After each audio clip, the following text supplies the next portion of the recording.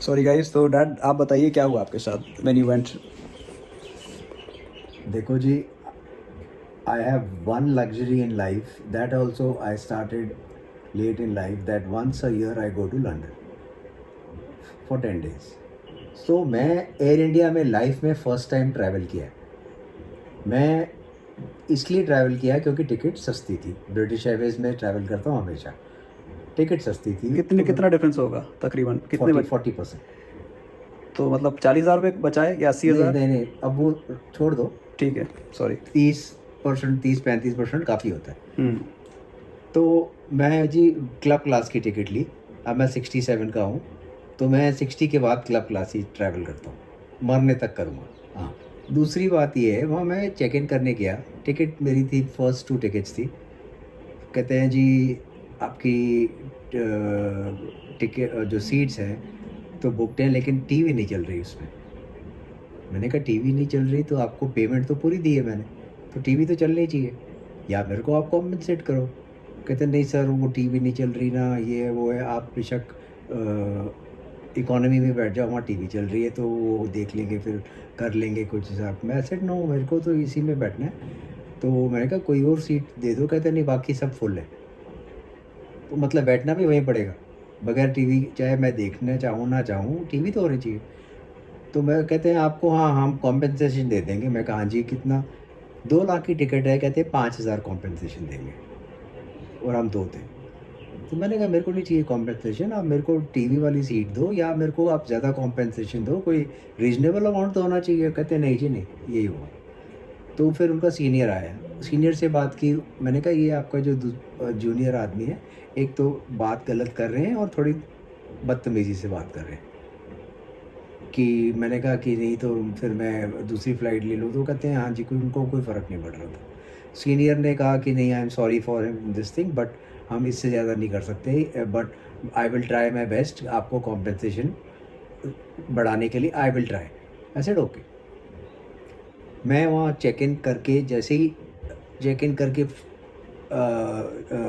Flight की तरफ जा रहा होता हूँ, मेरे को फटाफट 5-5 हज़ार के 2 वाउचर आ जाते हैं कि मतलब डिसाइड हो गया 5 मिनट में क्या, जो कि भाई आपकी कॉम्पेंसेशन जो बढ़ानी थी वो कहानी थी, कुछ नहीं बढ़ानी थी। अब फ़्लाइट में आप बैठ जाओ, और वो मैं बड़े आई लव इंडिया, लेकिन ये एयर इंडिया अभी तक तो टाटा जी कुछ नहीं कर पाए। 5 साल लगेंगे, लगता है इतनी जल्दी कुछ नहीं होने वाला। Staff is not good, they are not helpful. Number 2, the food they serve is okay, though I don't eat anything during the flight, I just go to sleep, my wife eats. So I was watching, but that was also so and it was given in such a meager quantity कि जैसे कि गरीब airline है। Okay, अब वापसी में मैं जी कल आया हूँ, तो मैंने को पता चला कि वेरी सेम सीट्स थी आगे की, फर्स्ट 2। तो कहा गया कि सर एक सीट में ना कुछ प्रॉब्लम है, तो आपको वो सीट नहीं मिल सकती। वो फर्स्ट सीट थी जिसका लेग स्पेस ज़्यादा होता है, हम्म। तो आपको उसकी पीछे वाली सीट दे देते ना। मेरे में हिम्मत नहीं थी जी लड़ने की अभी किसी से।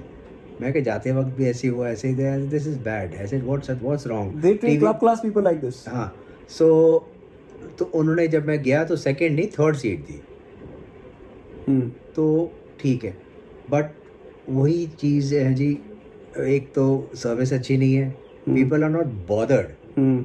कि भई तुम दोबारा आओ ना आओ, तुम भाड़ में जाओ, हम्म। Number 1। And this attitude is not nice. I feel ashamed of being an Indian कि जो हमारी देश की एयरलाइन ऐसी है।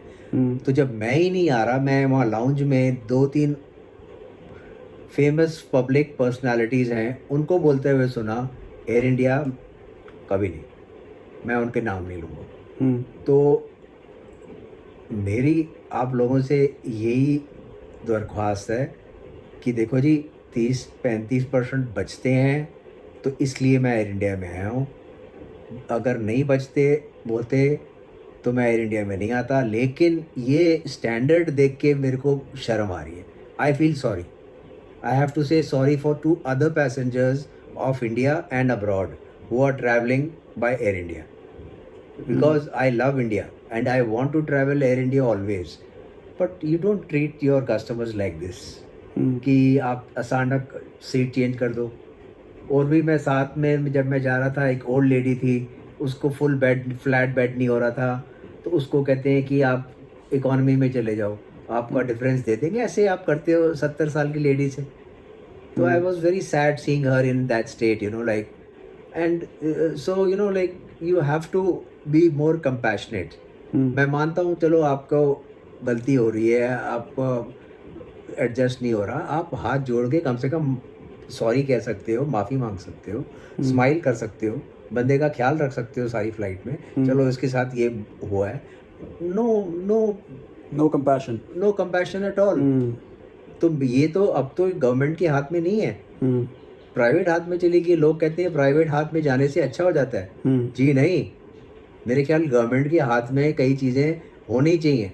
आप सोचते हो प्राइवेट वाले बेटर करेंगे, अभी तक तो मुझे एयर इंडिया से तो ये एक्सपीरियंस नहीं आया.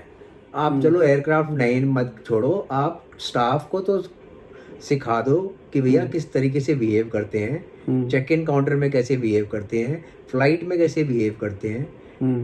और and it's I don't want to belittle Air India more, क्योंकि ये मेरी अपनी एयरलाइन है, इंडिया की है.